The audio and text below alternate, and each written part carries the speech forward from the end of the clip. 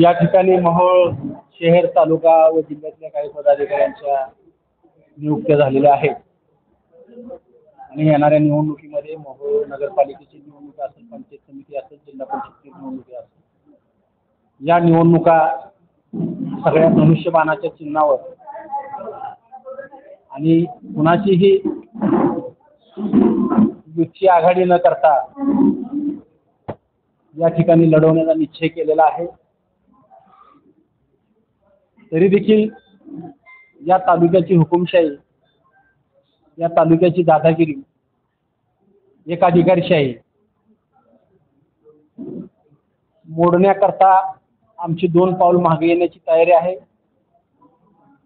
सगळ्या समविचारी लोकांना घेऊन अनगरकरांच्या विरोधामध्ये नगरपालिका असेल, जिल्हा परिषद, पंचायत समिती असेल लढवण्याचा निश्चय या ठिकाणी आम्ही केलेला आहे।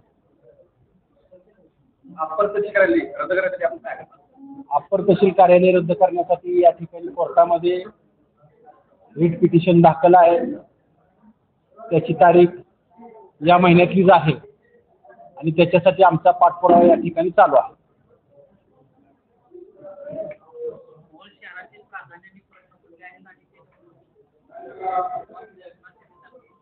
मोहोळ शहरातले प्राधान्याने हे प्रश्न आहेत की घरपट्टी, पाणीपट्टी, गाळेभाडे वाढ, इतर करवाढ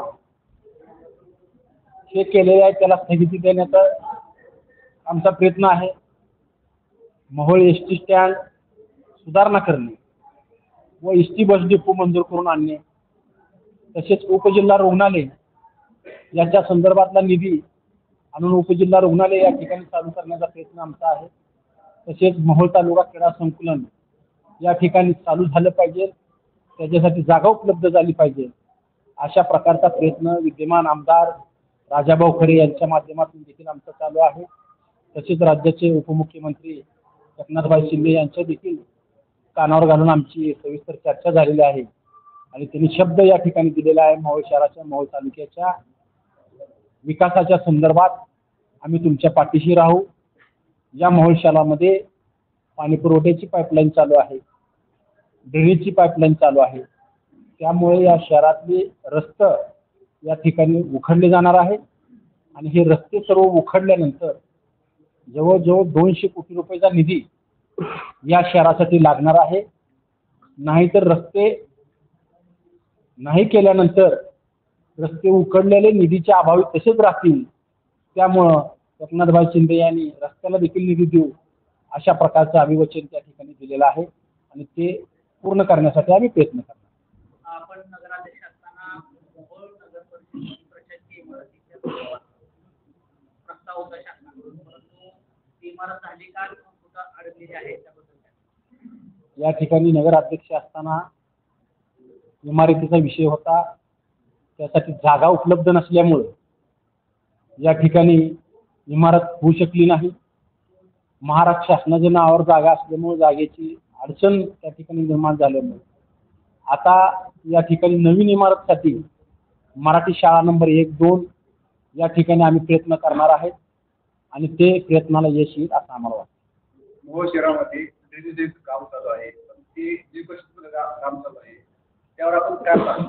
मोहोळ शहरातल्या ड्रेनेज लाईनच्या बाबतीत अशाच प्रकारची ड्रेनेज लाईन कुर्डवाडीला या ठिकाणी झालेली आहे आणि ते फक्त ड्रेनेज लाईन घरच्या पाणी वापरण्यापुरती ड्रेनेज लाईन आहे आणि कुणीही त्या ठिकाणी एकदम नियोजनबद्ध प्लास्टिक त्यामध्ये टाकणार नाही अशा प्रकारची परिस्थिती नाही, शॅम्पूच्या पुड्या त्या ठिकाणी टाकणार नाही अशा प्रकारची परिस्थिती नाही।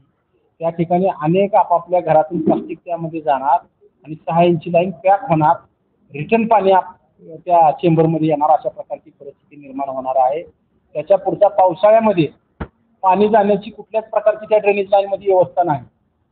पावसाळ्याचं पाणी हे गटारीनं वाहत होतं या मोहोळ शहरामध्ये, पण आता पाऊस पडल्यानंतर त्या ड्रेनेज लाईनमध्ये पाणी जाण्याची व्यवस्था नसल्यामुळे पावसाळा असेल किंवा हे चॉकअप झाल्यानंतर मोहोळ शहराला अडचण येणार आहे, एवढं मात्र नक्की आहे। त्यासाठी तुम्ही काय करणार? त्यासाठी आता वर्क ऑर्डर झालेली आहे, काम चालू झालेलं आहे आणि काम अडवल्यानंतर त्याचा वेगळा अर्थ काढला जाईल. त्यामुळं पहिल्या वर्क ऑर्डरला काम चालू आहे, त्यांना आम्ही डिस्टर्ब न करता त्याच्यावर रिटेंडर कसं त्याच्यावर वेगळ्या पद्धतीनं अजून त्याला वाढवण्यात येईल अशा प्रकारचा आम्ही प्रयत्न करतो.